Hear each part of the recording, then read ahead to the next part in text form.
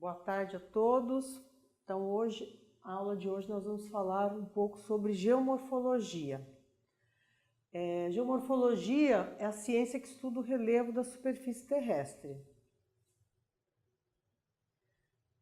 O relevo da superfície terrestre, ele se caracteriza por elevações e depressões de diferentes formas, horizontais, convexas, côncavas, angulares e escarpadas. O relevo é o resultado da interação da litosfera com a atmosfera, hidrosfera e biosfera. O relevo terrestre, ele tem uma variação no espaço e no tempo. Então, no espaço, ele varia da escala planetária, continentes e oceanos, à escala local, escarpas, morros, colinas, planícies, etc. No tempo, ele varia numa escala geológica de milhões de anos à escala do homem. A importância do estudo da geomorfologia, né, e do relevo o relevo ele é importante, na verdade, não só para a própria geomorfologia, né, que é a ciência que estuda o relevo, mas também para a geologia, para a pedologia, para outras ciências, né? Também é muito importante na legislação ambiental, né, no uso da terra. Tem também um valor cênico, né, as áreas de relevos muito acentuados, elas têm uma atração, né, turística. Tem valor estratégico em situações bélicas, né, de guerra. E também ele é importante na aquisição e interpretação de dados de sensoriamento remoto, como depois a gente vai ver alguns exemplos. Essa imagem Landsat, na verdade é um mosaico de duas imagens Landsat que cobre toda a região do Vale do Paraíba e litoral norte do estado de São Paulo. Ela ilustra bem a influência do relevo na ocupação humana. Então nós temos ao longo, aqui tem o Rio Paraíba do Sul, e ao longo dos terraços do Rio Paraíba do Sul é que se concentra a maior parte das áreas urbanas dessa região, né? Inclusive existem várias cidades conurbadas, São José dos Campos, Jacareí, Guaratinguetá e Aparecida do Norte. Por quê? Porque esse relevo plano ele favorece a ocupação urbana e a sua expansão. Existe também aqui a rodovia, né, que também é um fator de atração, mas o relevo é o principal fator para essas cidades se estabelecerem nas áreas dos terraços, que são áreas de relevo plano, e também ao longo das colinas mais baixas, mais suave, de relevo suave ondulado. Toda essa região de morros, né, dos mares de morros, denominado de mares de morros pelo professor Aziz Absaber, elas são ocupadas principalmente por pastagem, áreas de reflorestamento e são pequenos núcleos urbanos localizados nessa região de morros. E a gente pode ver também que, devido ao relevo muito acentuado aqui na escarpa da Serra do Mar e aqui na Serra da Mantiqueira, é onde está a maior concentração de Mata Atlântica, né? E foi justamente, essa área não foi desmatada pelo obstáculo causado pelo relevo. Então, essa região ilustra muito bem então, a influência do relevo na ocupação humana. Um exemplo da influência, né?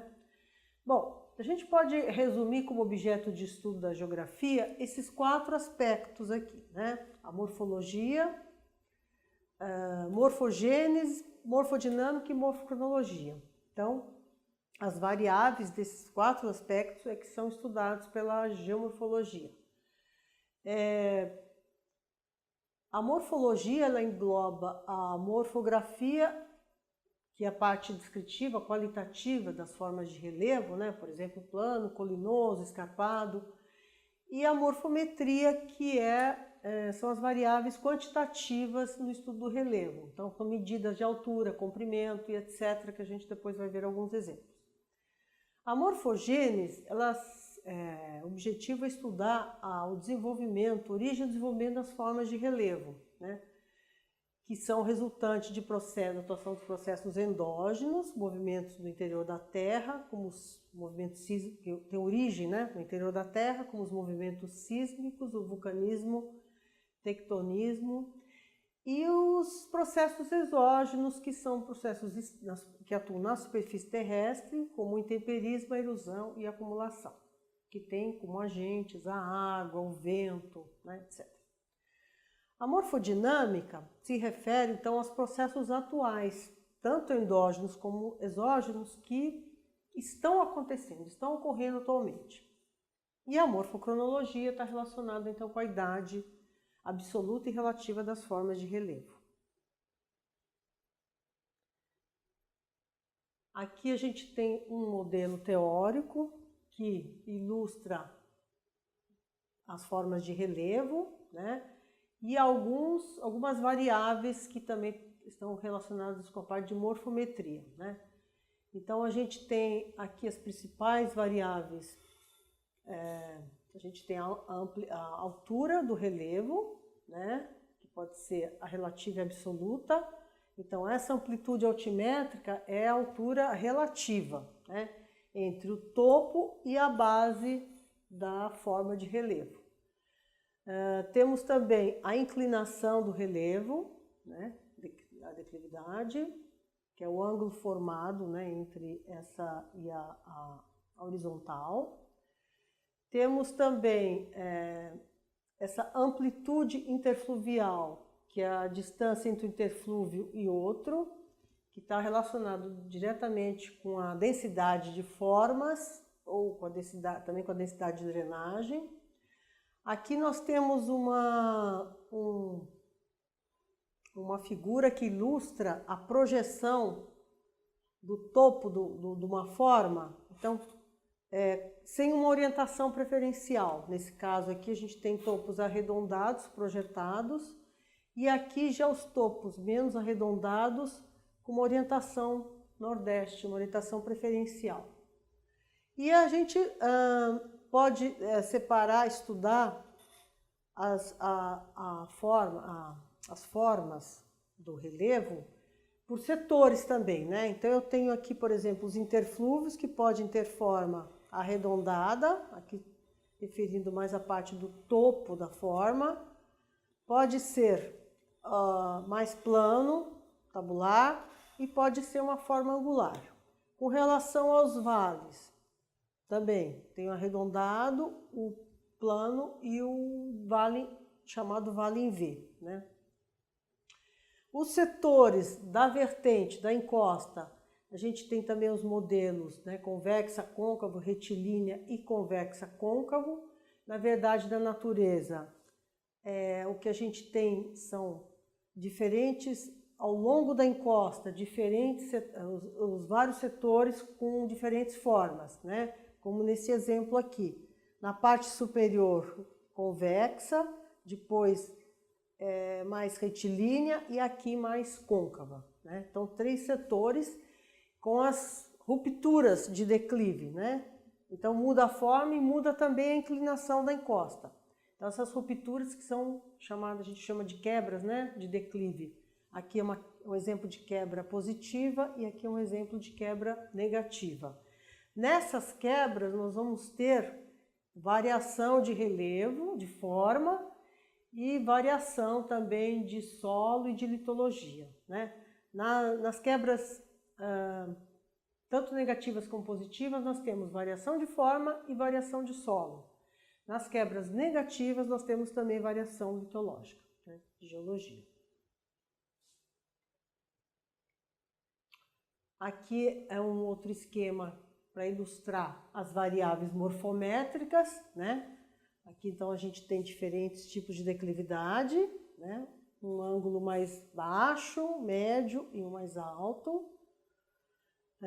Aqui as curvaturas, né? A vertical, a gente tem aqui a côncava, retilínea e convexa. Ali também uma ilustração da orientação das vertentes, que é o ângulo formado em relação ao norte geográfico, né? A disposição da encosta em relação ao norte geográfico. e a curvatura horizontal aqui projetada num setor aqui de carta topográfica, né, onde tem as curvas de nível, que mostra então convergente, tem essa disposição das curvas, retilínea, elas são mais paralelas e mais retinhas, né? E ali a divergente, que tem a ver com o escoamento, né, do fluxo da água. Então aqui o fluxo é divergente, aqui ele é convergente e aqui ele é planar, né? Nesse tipo ele, vamos dizer assim, ele é mais uniforme, né? Ele nem diverge nem converge.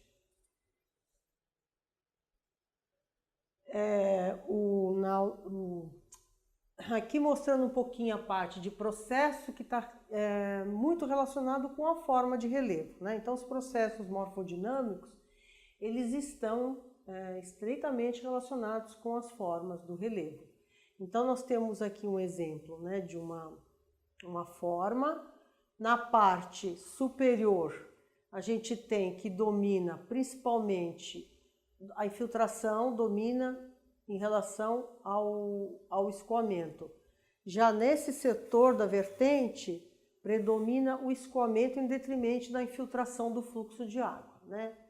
Aqui a gente tem um exemplo do impacto das gotas de chuva, né, do salpico aqui a gente não tem o fluxo, né, já tem a infiltração. Isso se o relevo, se o topo for mais no sentido plano, né? Predominantemente plano. E mais no setor inferior aqui da encosta, a gente vai ter já o quê? Uma concentração do fluxo de água, né?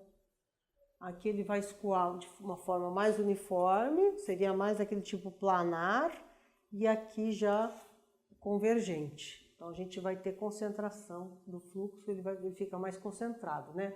Aqui ele é mais bem distribuído, laminar, e aqui é mais concentrado. Então está diretamente o processo relacionado com a forma. A forma é resultado da ação dos processos, e os processos têm influência da forma, né? Aqui mostrando então a forma e o processo de erosão, né? Aqui no tempo 1, então a gente tem essa situação, um relevo com um topo plano, e aqui no tempo 2, isso aqui já foi, uma parte dessa área já foi erodida, né? E como é o processo de erosão? É um processo remontante, ele vai daqui em direção à montante, né? À parte plana. Então, por isso, como a gente existe até uma legislação, né, que está mudando agora, que tem que se preservar uma faixa dessa área aqui para justamente não acontecer isso. Daqui passar para isso aqui que vai ser todo erodido e vai desaparecer isso aqui, né? Então, não é só na área de alto declive que a gente vai ter problema de erosão. A gente vai ter também na parte plana, decorrente desse processo de erosão remontante, que vai acabar erodindo também a parte mais plana, o topo da forma de relevo. Aqui um modelo mostrando os diferentes tipos de intensidade de secação, que está relacionado com a densidade de drenagem. Quanto maior a densidade de drenagem, maior a dessecação do relevo pela drenagem, né? Enquanto menor, menor. Então aqui a gente teria um exemplo de baixa dessecação, média e alta. E nós temos também, a gente fala densidade de drenagem, que é o comprimento da drenagem pela área, e também a frequência de drenagem, que é o número de canais pela área drenada, né? Considerada. Então pode ser uma bacia, uma subbacia, uma mostra, uma grade. A frequência elas são correlacionadas, né? Então, geralmente, onde você tem uma alta densidade, você tem uma alta frequência de drenagem também. Aqui, então, a gente pode dizer que então, temos uma alta densidade de drenagem, uma alta densidade de vales, ou seja, a distância entre um interflúvio e outro é pequena. Aqui nós temos uma baixa densidade de drenagem, uma baixa densidade de formas e a amplitude interfluvial é maior, né? Então, a amplitude interfluvial ela é inversamente proporcional à densidade de formas ou de drenagem. Então, nós podemos ter um relevo com amplitude de relevo semelhante, como neste caso aqui. A diferença entre a base e o topo da forma é igual, mas o que varia aqui de uma unidade para outra é a densidade, então, de formas ou densidade de drenagem, é a dissecação do relevo. Bom, a gente pode dizer que as grandes unidades de relevo podemos resumir em planalto, montanha, depressão e planície, né? As montanhas são relevos muito altos, né?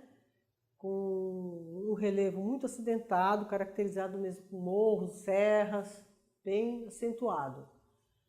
A depressão ela pode ser absoluta se for com níveis altimétricos abaixo do nível do mar, ou uma depressão relativa entre dois tipos de relevos mais altos, né? Como nesse exemplo aqui. E o planalto também é uma área de terras altas, mas que pode ter relevos muito variados, formas de relevo variadas, de características diferentes. Então, o planalto ele pode ser plano, pode ter colinas, pode ter morros, né? Pode ter aquelas chapadas planas.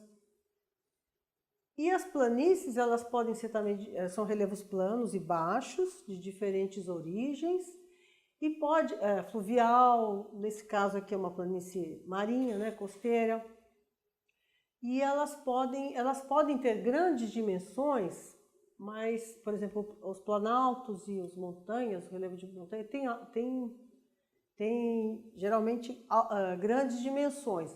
As planícies podem ter tanto grandes dimensões, como as planícies costeiras, como a gente pode ter no interior dos planaltos e das montanhas pequenas planícies. Então, aqui também é mostrando mais ou menos, vamos dizer assim, né, um quadro aqui do que ocorre no Brasil, né, o que domina aqui no Brasil. Então, a gente tem áreas de grande, o verde aqui, né, mostrando que a depressão dominam, né, depois a gente tem o planalto, as montanhas e as planícies. Mais ou menos a distribuição dessas grandes unidades no Brasil, no relevo brasileiro. Então, aqui alguns exemplos de formas de relevo, como a gente já falou, a chapada, de um planalto aqui, e a borda desse planalto em forma de escarpa. Pode ser também em forma de rampa mais suave, mas temos também muito esse tipo de contato aqui entre o planalto e uma outra unidade, né? Que é a escarpa, que é um relevo bem abrupto, né? Bem vertical, com alta inclinação.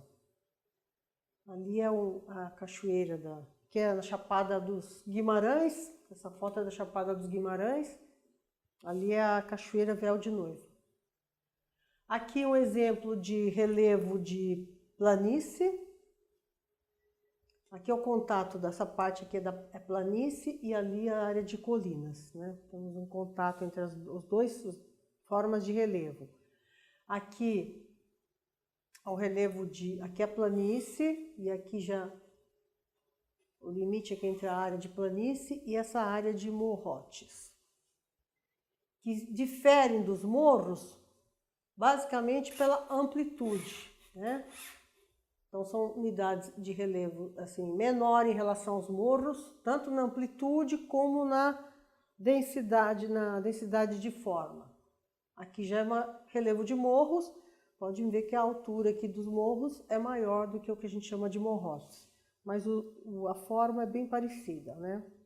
Aqui já morros e serras, as partes mais Geralmente os morros e morrotes têm dominam as formas de topos mais convexos, mais suaves, e nas serras mais os morros angulares, as cristas, né? Aqui é um exemplo de tabuleiro característico lá do Nordeste brasileiro, que é a gente tem a planície costeira e depois a gente tem um patamar maior, que é dos tabuleiros, que é uma área de relevo plano também. Aqui é um exemplo de terraço. Aqui é o rio Parnaíba, da cidade de Teresina. Então aqui a gente tem um terraço aqui do rio Paraíba, onde fica a cidade de Teresina. Aqui é um exemplo bem característico também de relevo, da planície, do contato da planície com o terraço, aqui em São José dos Campos. Então aqui é a área da planície fluvial, e aqui num desnível de poucos metros, né, temos uma área também plana, né, bem apropriada para o assentamento urbano, então onde se desenvolveu a cidade de São José dos Campos.